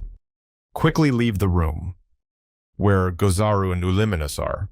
As usual, Gozaru was amazed at her agility. The thought of living with the Demon King, humanity's mortal enemy, angered Barirosa. Fulio called everyone together, saying he had something to discuss about the Demon King. When Barirosa tried to escape, the other girls stopped her, pulling her into the room where everyone was gathered. Soon after, Gozaru explained that he was no longer the Demon King and had left the Demon King's army, along with Uliminus. Since he had given up his title, there was no way he could stay in the ghost territory. Uliminus added that when Silent Ear and her intelligence team also left the army, the old Demon King gave them all the money he had. Thanks to their efforts, the army's losses were minimized, so rewarding them was completely deserved. With that, Gozaru had no friends left in the human territory other than Fulio. He came to Fulio for help, promising his friends that he would not harm them or any other human. Everyone was completely stunned by what they had just heard. Fulio says that he and Risu have no problem with Gozaru and Uliminus living with them. However, he needs the opinions of the other girls because they will all live under the same roof. As long as Fulio and Risu agree to let the old Demon King and Uliminus stay, the girls did not object. After all, they lived here thanks to Fulio's kindness, so they felt their opinions didn't matter much. However, Barirosa has different thoughts. She still views them as enemies, as Gozaru was once the Demon King and Uliminus was his subordinate. But when Sabea approached with sympathetic eyes, Barirosa finally accepted. Her cautious personality, always considering the worst-case scenario, only makes Gozaru admire her even more. Later, Gozaru noticed the items Fulio neatly arranged on the shelf and praised his organization. Fulio explains that he collects these items from the monsters he hunts and uses them to craft weapons and tools to sell. Regarding adventuring gear, Fulio asked the girls to try out the items so he could improve them if necessary. Meanwhile, when Uliminus saw Gozaru happier than ever, more than when he led the monster army, she felt a bit conflicted. At night, Fulio and Risu saw Barirosa standing alone on the balcony, lost in thought. Thinking she had woken them up, Barirosa hastily apologized. Risu gave her a cup of tea that she had just brewed. While thinking about the day's conversation with the old Demon King, Fulio wanted to address the fact that they had actually forced her to accept this situation. But Barirosa only felt worried about the other girls making up their minds so quickly. It doesn't matter anymore anyway, because they're not really in a position to speak up. For Fulio, the ideal state is to live together with mutual respect and understanding, although he knows it is not easy. Finally, Barirosa realized that monsters are no different from humans. They also think about their fellow citizens, just like humans think about themselves. However, every time she remembers the battles that Gozaru caused, she finds it difficult to forgive him easily. Fulio admitted her feelings, and Risu reassures her that Gozaru will cause no harm and will even protect their home. Mutual respect means respecting each other's way of thinking, not forcing them to get along. Therefore, Barirosa did not need to throw away his feelings towards the Demon King and his followers. Risuke and Fulio believe that Barirosa will be able to get along with the Gozaru quite quickly, especially because she accepted Risuke, despite knowing she was once an officer of a monster army who took more lives than even Gozaru. The next day, Barirosa sternly warned Gozaru and Uliminus, saying she would never forgive them if they did anything to harm humans. Gozaru held out his hand, saying he would rely on her care, but Barirosa only shook his hand if he was truly worthy of her trust. Afterwards, she went hunting with Sabea. In the Monster Kingdom, Uigard was angry when she heard that they had lost a third of their soldiers, with many of them returning seriously injured. The thought of losing to weak humans made him very angry. According to reports from the surviving monster soldiers, every path they used to infiltrate human territory was littered with traps, landslides, and magical ambushes from afar. Meanwhile, at Gaul's throne, there was not a single incident with traps during the invasion. Not once. Fufufun guessed that the humans, fearing the enormous magical power of Uigard, the new Demon King, had set more traps than before. In short, it was just luck. The previous army of monsters were just lucky guys. If so, they would need an army large enough to handle those traps and ambushes. However, assembling such a force would be extremely difficult. Meanwhile, the Snake Princess, Uliminus, and the Death Horse, Slipe, discussed the situation in the Monster Kingdom. Sleep believes it is only a matter of time before the monster army is completely destroyed. The next scene, at the palace square of Cryroad's castle, everyone gathers to praise the first princess for repelling the army of monsters during the castle defense. Although she had no magical soldiers, she sent a special team to areas near monster territory, weak spots, to save the people there. Inside the castle, one of her assistants was worried when he saw that the princess seemed unwell. She confesses that her father disappeared shortly after waking up, taking with him a large sum of money from the kingdom's treasury. Even though he was her father, he was always a troublemaker. According to the confession of a former accountant, almost all of the bribe money was transferred to the former king's private treasury. Now that he was no longer king and corruption was exposed, he decided to run away with all that money. The head princess was a bit disappointed when she heard this news, but since she would be the one in charge of the kingdom from now on, she reminded herself that she could not miss the opportunity that Fulio brought. The head princess is determined to rebuild the kingdom and the city of Haotao. Meanwhile, Fulio is handling business at the Haotao Merchants Association. When he finished, he gave Risu a lottery ticket. This is the ticket he received from the association. At this time, the city is holding a festival in the shopping district, and with the lottery ticket, there will be a prize, depending on the color of the paper drawn from the box. The special prize is a trip to Kinosaki Hot Spring Village, a natural hot spring with special benefits such as improving health, restoring magic, and enhancing fertility. When Risu heard about the fertility-enhancing benefits, her ears immediately perked up because that meant a higher chance of having children. Excited, she determined to win the prize at all costs. Risu only had one chance to draw from the box, and luckily she won the special prize without using magic. At first, she thought the trip was just for her and Fulio, but her interest waned. Knowing that this ticket is for groups of 3 to 15 people, this means the whole team will join them. Meanwhile, in a forest near monster territory, Tsuya and the blonde hero are running away from monsters. They kept running until they got out of the monster land. The blonde hero plans to sell the magic stones and gems they borrowed from the monster treasure in a nearby village, then rest comfortably at an inn for a deep sleep. Even though the plan sounds reasonable, Tsuya is still worried, as they are still wanted men. The blonde hero reassures her that everything will be fine, as long as they get out of the Cryroad Kingdom's territory. Kinosaki Onsen Castle is a secret land, hidden among the mountains, between Cryroad and Monster Territory. Despite its remote location and unique defenses inspired by the island nation's culture, it welcomes many people looking for a peaceful getaway. When Fulio's group arrived, they received a warm welcome from the Onsen Inn staff. Thanks to the ticket, they were transported through magical portals from major cities, keeping the exact location of the inn a secret.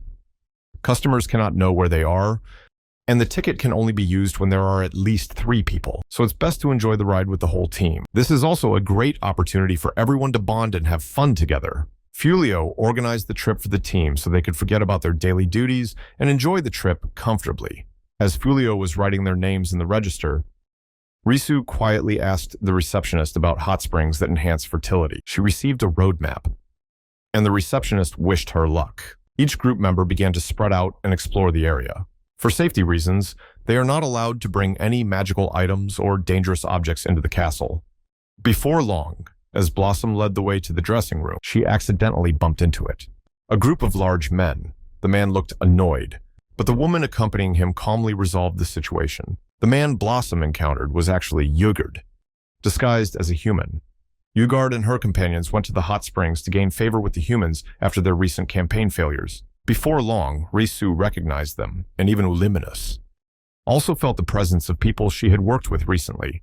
Risu quickly told Gozaru and Luminous not to let the enemy detect them, hoping to avoid trouble. The group then gathered in the room and decided to split up and explore the hot springs until dinner, as each person wanted to visit different hot springs. Fulio handed out coupons before they separated. Risu and Fulio go together to a fertility-enhancing hot spring. Risu was so excited to spend some alone time with Fulio that she barely heard what he said. She tries to seduce him, eager to enjoy their alone time. However, just as they were about to enter the hot spring together, the manager stopped them. This hot spring was not a communal bathing place, so they could not enter together, even as a couple. Meanwhile, Borelli was worried. Enter the underground facility alone as directed.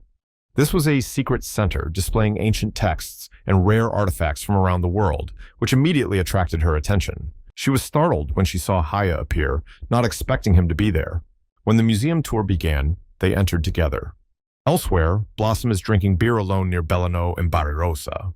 She noticed that Barirosa was looking intently at Gozaru, so she teased her, saying that if she liked him that much, then go ahead and pursue him. Barirosa simply explained that she was just observing him. Blossom then approached Gozaru and asked if he liked drama, just to anger Barirosa, after Gozaru answered. He also complimented Barirosa, saying she looked great in her yukata. For some reason, This angered Uliminis, and she blamed him for flirting with other girls. Blossom pulled Gozaru away, leaving Uliminis and Barirosa alone. Barirosa tried to strike up a conversation with Uliminis. Uliminis wants Gozaru to regain his title of King of the Monsters, because in the world of monsters, strength is everything, and no one has his superior strength, along with his deep love for all monsters. Even though Uliminis seemed scary when she first arrived at their home, Barirosa always thought that someone as loyal as her, who left the monster army to run away with Gozaru, was admirable. Based on her observations, Barirosa asked Uliminis if she was in love with Gozaru, but their conversation was interrupted by an explosion. A large wave of magic gathered, forming a cloud. Everyone suspects the same person is behind this incident. Meanwhile, after escaping the monster territory, the blonde hero and Tsuya finally entered the human city. However, the blonde hero suddenly felt a severe headache, thinking it was due to the environment, while Tsuya felt nothing. At that moment, something fell from the sky near where they stood. It's a monster, blown away by an attack from another monster. Tsuya recognized the familiar faces of those fighting, and quickly understood that it was a monster. Meanwhile, the blonde hero feels unwell when something came out of the necklace he was wearing, but he didn't know what it was. At the hot spring and inn, the situation became chaotic. The ground shook as if there was an earthquake. Guests are guided by magical talismans to evacuate through a safe exit. Fulio observed this situation from Yanagi Hot Spring, but could not see clearly. He asked Risu to check the situation at the inn. Even though he still didn't quite understand what was going on, Fulio uses magic to strengthen gravity around the collapsing building to save it. A force of darkness rages around the inn. That's what came out of the blonde hero's necklace, a dense mass of magical energy. No one knew exactly what it was, but through Gozaru's observations, whoever uses that dark power cannot control it. Uliminis guessed that a magical stone was hanging around the monster's neck. Is the necklace that the blonde hero stole from the monster's treasure trove. The necklace has a pendant that amplifies the magical energy it absorbs, which was originally sealed in the treasure room. Barirosa instructs the other girls to evacuate everyone in the inn and assist Fulio. The girls really want to help, but if they can hinder Fulio, it's best to stay away from him. After all the girls arrived at the evacuation area, only Gozaru and Uliminis remained. Gozaru asked Uliminis to help him fight the monster, although Uliminis did not want the old monster king to help humans. She finally agrees to help Gozaru. Not long after, Risu arrived in time to join the fight against the monster. She's determined to punish it for ruining her hot spring vacation. As the three stood on the roof of the inn, observing the monster and ready to fight at any moment, Yugurd discovered them. He immediately rushed at Gozaru. He seeks revenge for the humiliation Gozaru caused him. In the previous match, Fulio remained at the Yanagi Hot Springs, continuing to summon protective magic. Barirosa arrives to report the current situation. According to Gozaru, the shadow monster that attacked the inn was actually a magical device filled with compressed magical power. He guessed that one of the monsters might have brought it to the castle during the evacuation. Barirosa saw Gozaru and Uliminis moving towards the monster, and she expressed doubts about their actions. However, Fulio reassures her that everything will be okay. If Gozaru and the others handle the monster, Fulio decides to focus on saving the inn. Meanwhile, Yugurd uses control magic to attack Fulio, a magic that can control the magical power of others. Uliminis realizes the magical stone has taken control of a human. If they could separate the person from the stone, it could weaken the monster. They needed to make Yugurd leave the top of the monster. Risu activates the position change spell, causing Uliminis to scold her for this sudden action. This leaves Gozaru to face Yugurd alone, while Uliminis is tasked with handling the other monsters. In anger, Risu attacked the shadow monster. Because it interrupted their vacation, Gozaru tries to persuade Yugurd to back down and stop causing more chaos, but as always, the new monster king refuses to listen. Yugurd attacks Gozaru, but Gozaru was able to block it and punch Yugurd in the face. Yugurd continued to attack, but Gozaru used magic to block the attacks, remains unaffected. When Yugurd still refused to stop, Gozaru had no choice but to temporarily stop the flow of his magic. Magic is the source of a monster's physical strength, and without magic, Yugurd now only has the strength of a normal human. He had never encountered this type of magic before. Took him completely by surprise. This magic was originally developed by humans, and Gozaru perfected it to defeat the old king of monsters. However, the humans who knew about this magic were destroyed when the old king of the monsters pushed humanity to the brink of destruction. Suddenly, a scent of restraint spread from somewhere, enveloping and binding all the troublemakers. The staff from the hot spring castle had received reports of disruptive guests, and their tickets were made from memory sticks, recording the customers' auras. Anyone who disturbs other guests will be thrown out and prohibited from returning.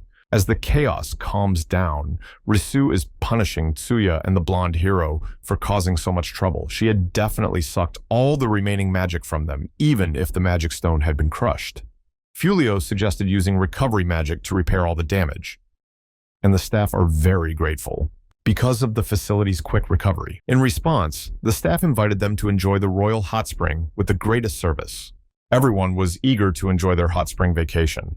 Meanwhile, Borelli and Haya were so engrossed in the special exhibition in the museum that they didn't notice anything happening outside. After a long and tiring day, dealing with trouble and helping others consumes a lot of their energy. Finally, Fulio and the others were able to enjoy their hot spring vacation to their heart's content. The girls are having their own time, each immersed in their own world.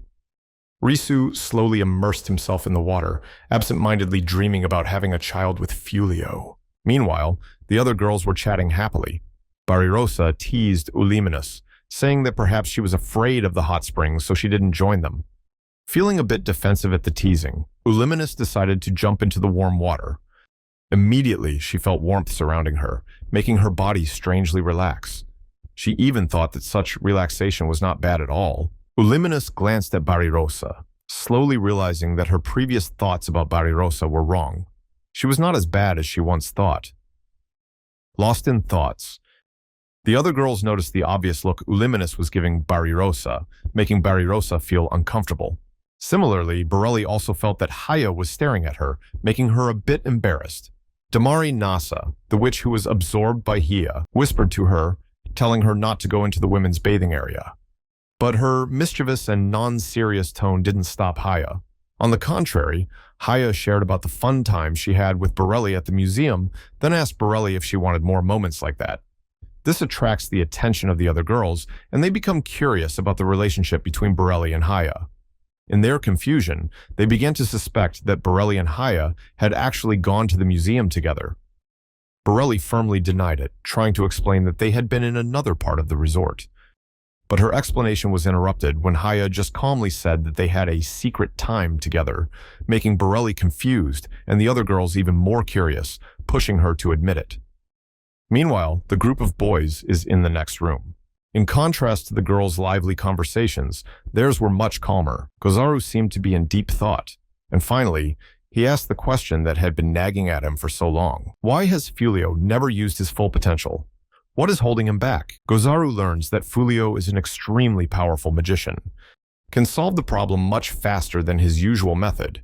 He understood that Fulio had very good target control, but wondered why he seemed almost afraid of his own power. This question prompted Fulio to sincerely share his opinion. Despite his great power, he wanted to maintain himself as a human.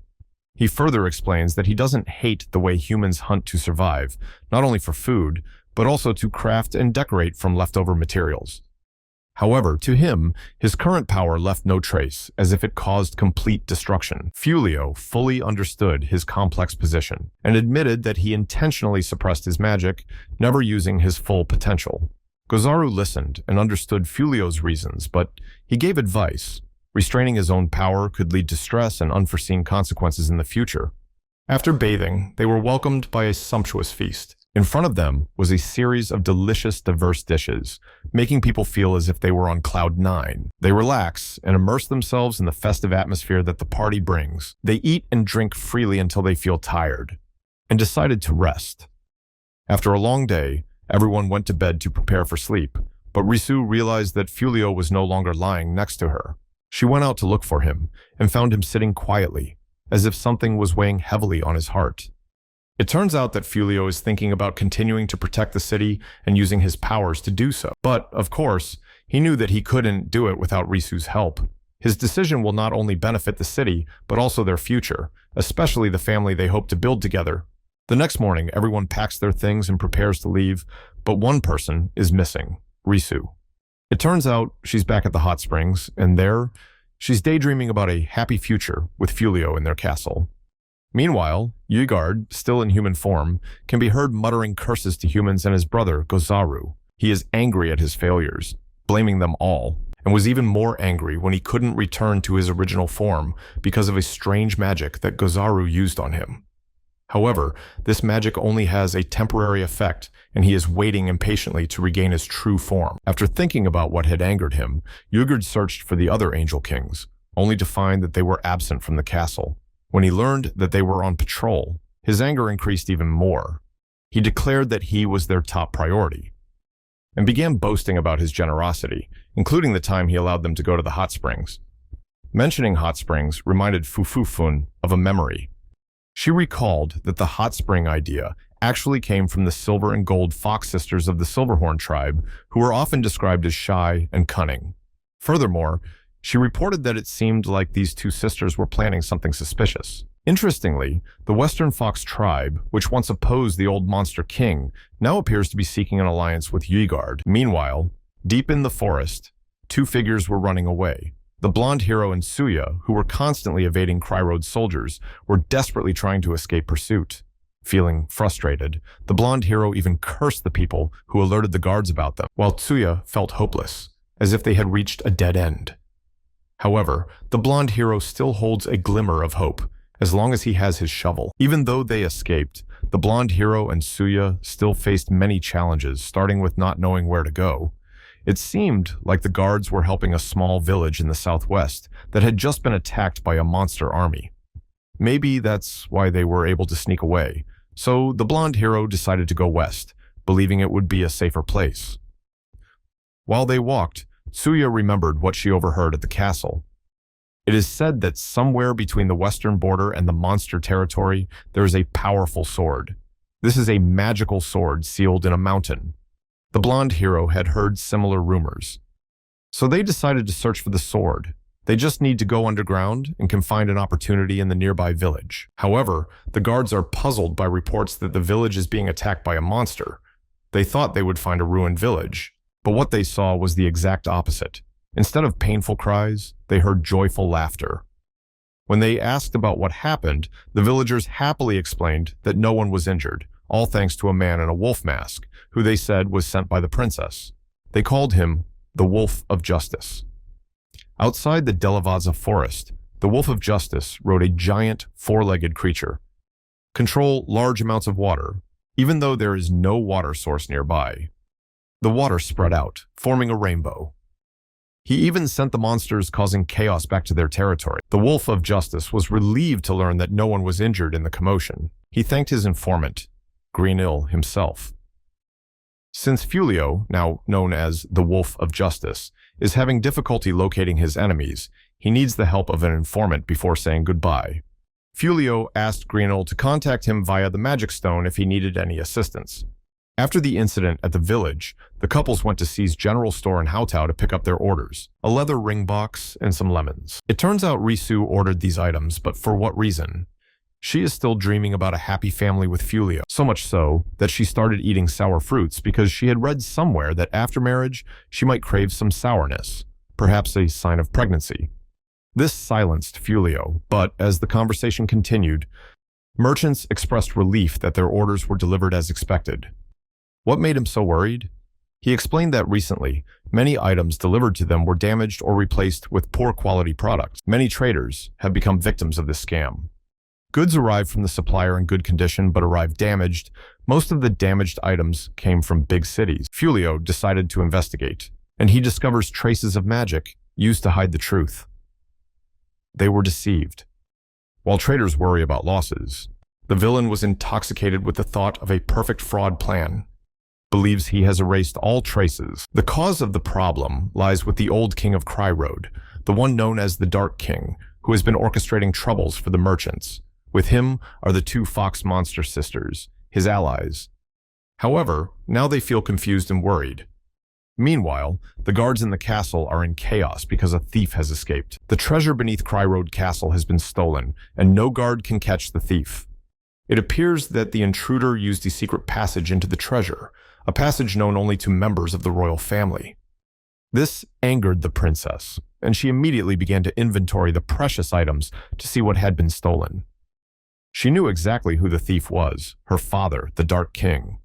Meanwhile, at the market, in the merchandise area, the Fox Monster sisters were caught secretly moving between goods, both damaged and valuable items. As they moved, they whispered behind the Shadow King's back, revealing that the only reason they allied with him was because their family's treasure was hidden in the royal treasury. If it weren't for that treasure, they would have ended his life long ago.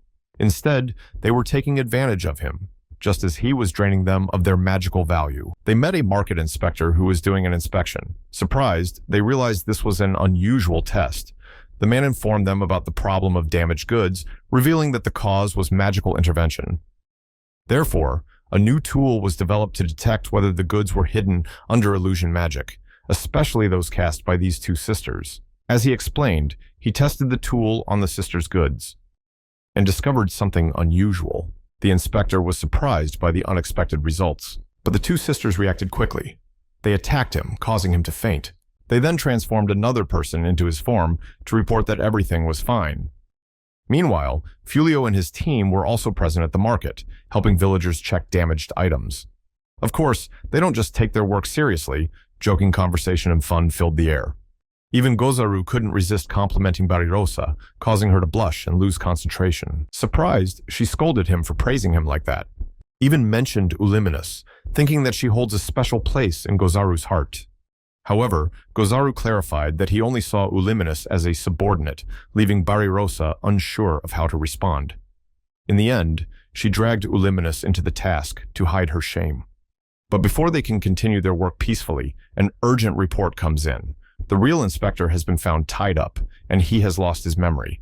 Barirosa examined the items near where the inspector was found, and the magic detection tool began to react. Fulio immediately opened the compartment. Revealed a series of high-value items, far beyond what is usually sold in this market.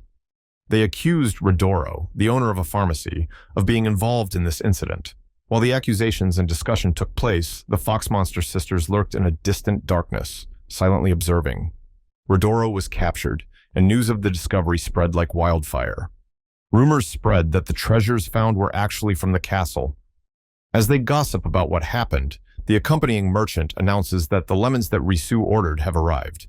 When they opened the box to check the shipment, everyone was stunned to see not only lemons, but also something else that was clearly not a lemon, an extremely special fan. There were even traces of invisibility magic. Haya checks and realizes the fan is also an item stolen from the castle's treasure trove. The whole group was shocked by the sudden revelation.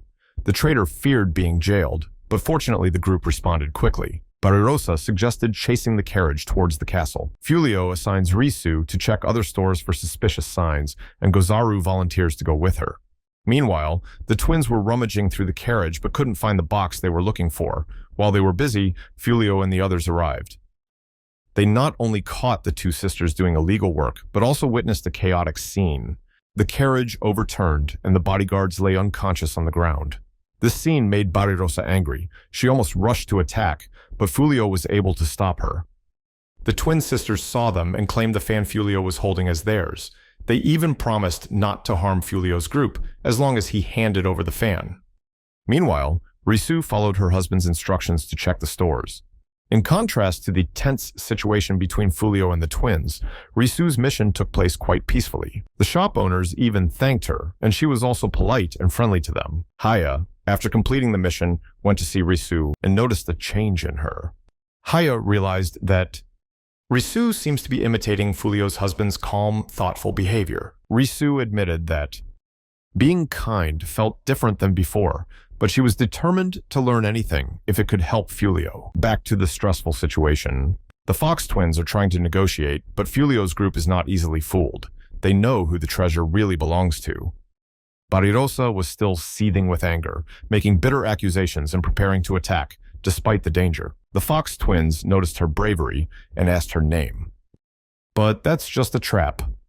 When Barirosa answered, she suddenly disappeared, causing everything to stop. One of the Fox sisters kidnapped Barirosa by trapping her in a magic jar. This is no ordinary vase. It has the ability to attract anyone who answers when called by name.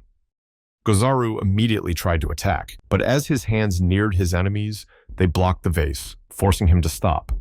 If the string holding the vase is cut, the life in it will completely disappear. Fulio, wanting to better understand the fan they were holding, asked why the sisters were willing to take such risks to usurp it. The answer worried him. The fan had 7 colors on its leaves, giving the user the power of 7 different types of powerful magic. If the fan falls into the hands of the Fox sisters, the consequences will be extremely serious, especially when they have outstanding magical abilities. They need to act quickly, or Barirosa will disappear into the urn. Suddenly, Fulio gave the box to the Fox sisters, but in return, he asked for the urn containing Barirosa. The 2 Fox sisters agreed, but with their cunning nature, instead of giving the vase safely, one of them kicked it into the air and immediately used the magic fan, summons an oriental whirlwind. Everything happened so fast, but Fulio remained calm. He blocked the magic from the fan and seriously asked how to free Barirosa. This question confused the 2 Fox sisters, and instead of answering, they launched a fierce attack. Fulio blocked all the attacks and began emitting a dark aura, casting the spell Jupiter Jewel, causing the 2 sisters extreme pain. In their agony, they reveal that the only way to rescue Barirosa is to drink the liquid from the flask. However, there was one condition. The liquid could dissolve the body of anyone who drank it. Without hesitation, Gozaru drank the liquid. The Fox twins, shocked by Gozaru's actions, took advantage of the opportunity to attack, gleefully thinking of melting an old monster king. But they were deceived. Gozaru spat out the liquid and freed Barirosa from the vase in time. The 2 sisters were completely surprised. Gozaru reassures Fulio that he will take care of Barirosa so Fulio can focus on dealing with the twins. He helped her stand up, but she hesitated, embarrassed by her appearance, and didn't want him to see her in such a state. However, Gozaru is undeterred, because what he admires is not her appearance, but her heart and courage. His words silenced Barirosa. Although Fulio appears calm, inside he is searching for justice and revenge. He is determined to get the fan back because the 2 sisters broke the agreement. In fear, the 2 sisters launched another frantic attack, but Fulio remained unmoved. The Fox twins realized that the battle would last forever if they continued, and had no choice but to change tactics. One of them transformed into a fox, used magic to create many virtual copies. Fulio felt a bit confused, not sure which clone to attack. Revealing the 2 true sisters, I canceled the illusion magic. But when the copies disappeared, the 2 sisters were able to escape. At that moment, a powerful voice rang out from somewhere, ordering Fulio and Ulliminus to stop.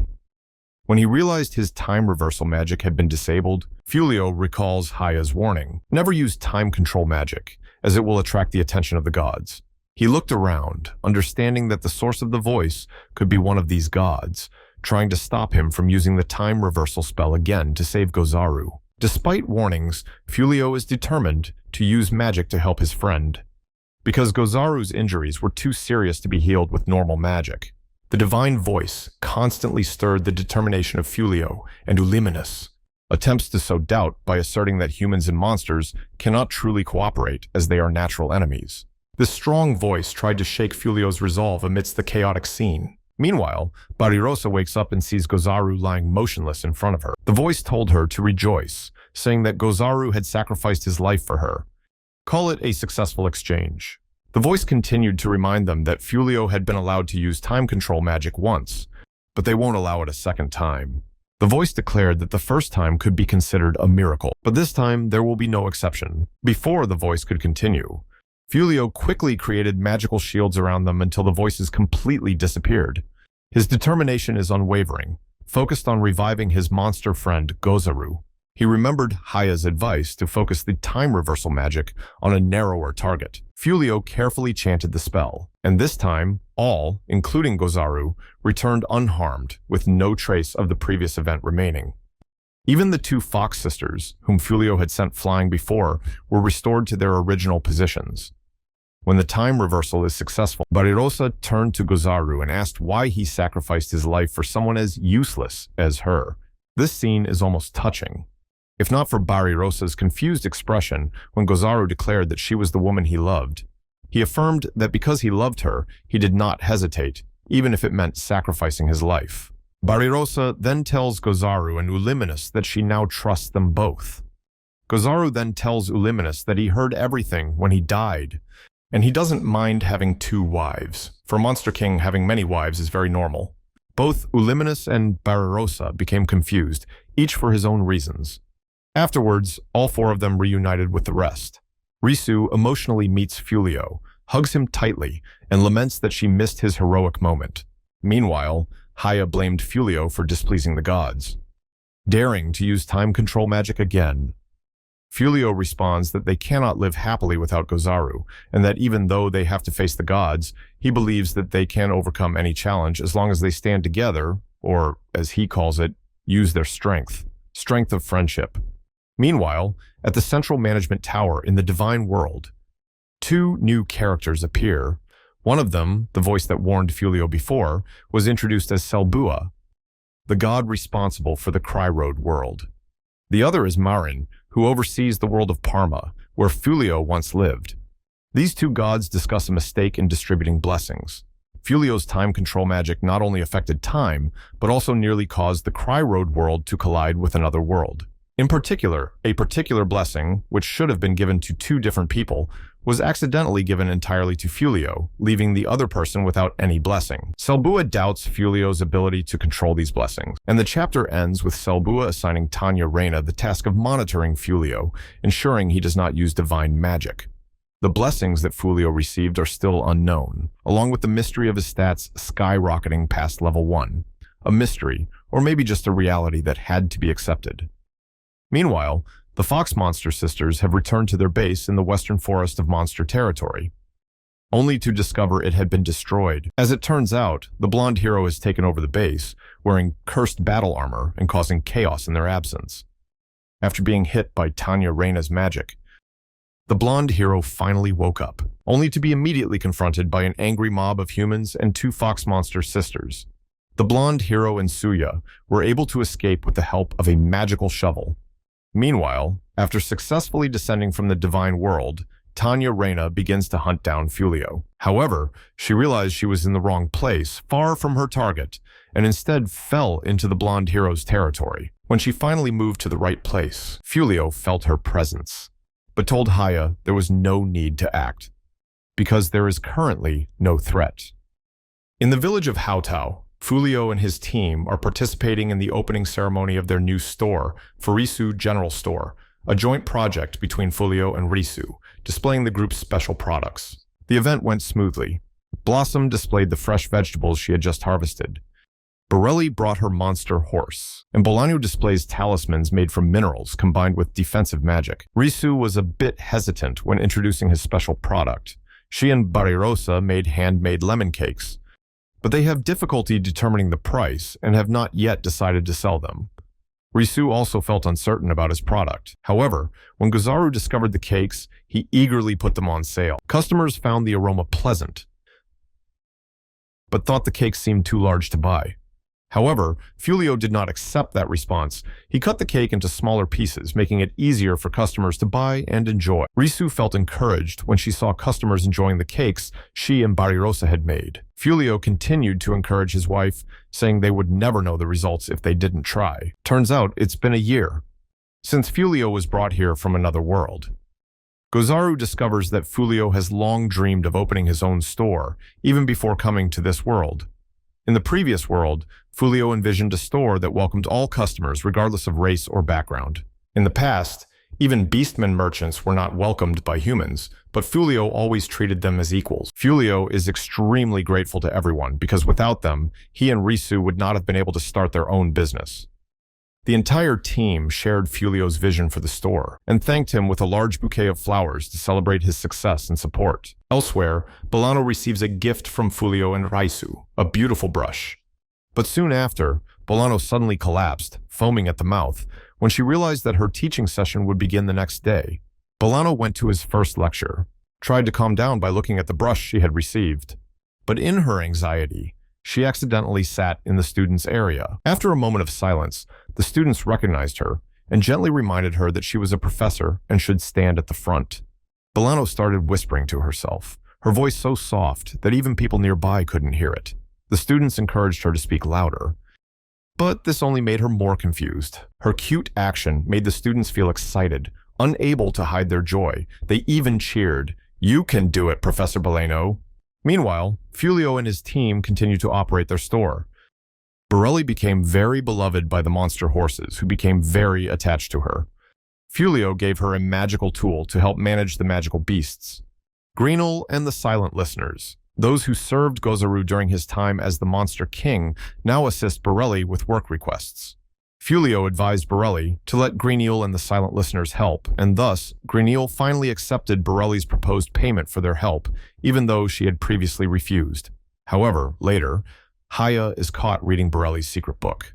When Borelli discovered this, she became very embarrassed and tried to take the book back, but Haya refused and continued to tease her. At the reception counter, Fulio sat with Gozaru, who was standing between Uliminus and Barirosa. The two began arguing, creating a brief moment of tension. On the positive side, Barirosa has gradually come to see Gozaru in a different light, finally accepting him as more than just the old Monster King she once avoided. Fulio summons the three of them to discuss the delivery plan. According to him, the Virgin Queen had asked them and the delivery staff to bring furniture and supplies to Alma Forest. This puts Fulio in an awkward situation, as he realizes the transport of these supplies is related to a war. These items are intended to aid soldiers fighting against the Dark Legion. If rumors spread that he was helping the human army, the Dark Legion would likely assume that Fulio was on humanity's side. Fulio always wants to remain neutral, hoping that humans and monsters can one day live in peace. After thinking carefully, Fulio gathered the group to share his plan.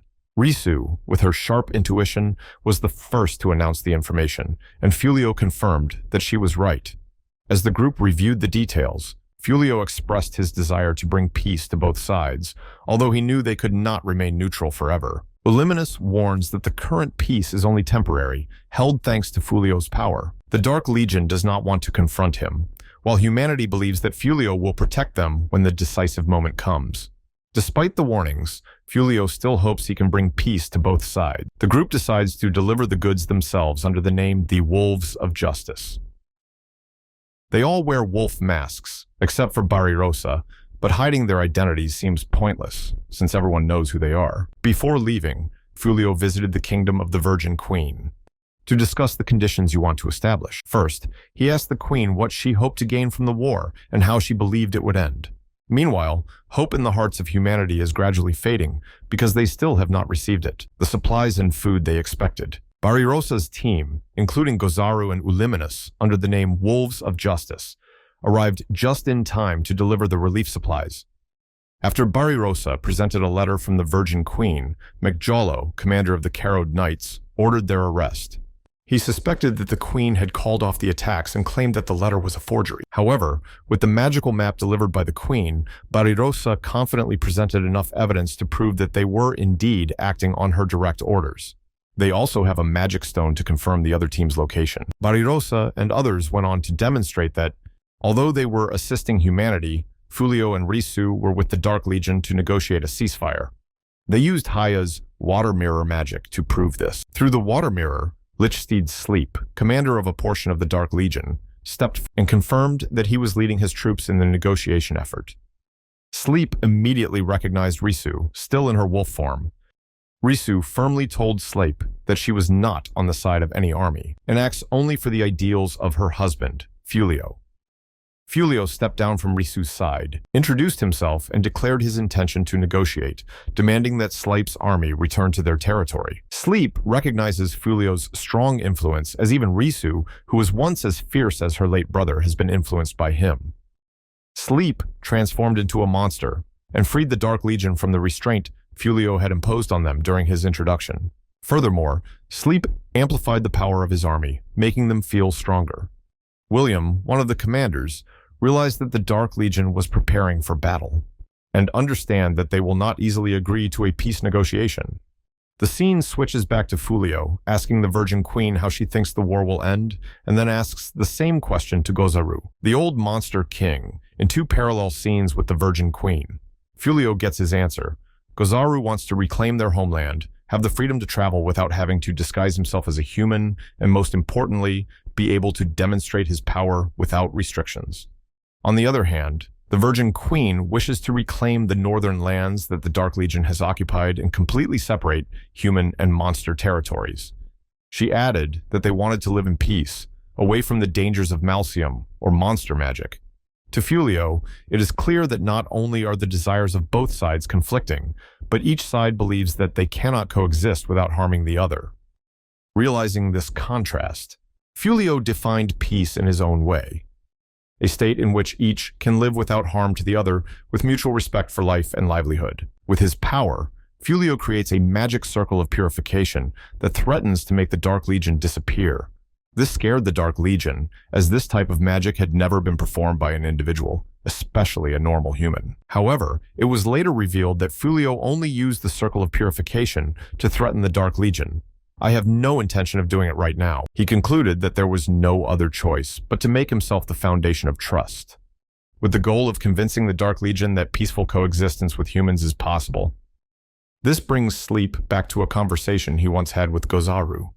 Gozaru has said that his father is supporting efforts to exterminate humanity. Sleep wondered if that goal was truly worth pursuing, if it meant harming their own people, noting that reducing humanity's numbers would mean that some monsters must be sacrificed, even though they can use Malseum magic. Fulio seriously advised Sleep to trust him in the current situation, and although his words seemed like a threat, that was exactly the intention Fulio wanted to convey. This causes Sleep to return to the present, wondering why the memories of his conversation with Gozaru are appearing now. Misinterpreting Fulio's intentions, Sleep believed he was using the situation to threaten the Dark Legion, aiming to destroy them. He criticized humans for being cowards, and challenged Fulio to purify them immediately if he could. In anger, Sleep tries to attack Fulio, taunting him and saying that he should carry out his threat. Before Sleep could reach Fulio, Risu jumped in, stopping the attack. In a rage, Sleep declared that the Dark Legion had been blamed and shunned by society throughout history for ignoring human weakness. He emphasized that they no longer had to suffer. Unreasonable demands from humans too. Sleep doubts that Fulio will keep his promise if they withdraw now. He was afraid that if he followed Fulio's words, the monsters would forever live in fear of his presence. Fulio agrees, stating that there was no guarantee that he wouldn't use purification magic on them at another time. He further explained that any anxiety they felt because of his presence was the same as the fear a normal human would feel when facing a monster. Fulio emphasizes that humanity's survival often depends on keeping a safe distance from monsters. However, peaceful coexistence is the key to ending the war, and this is the ideal that Fulio always pursues.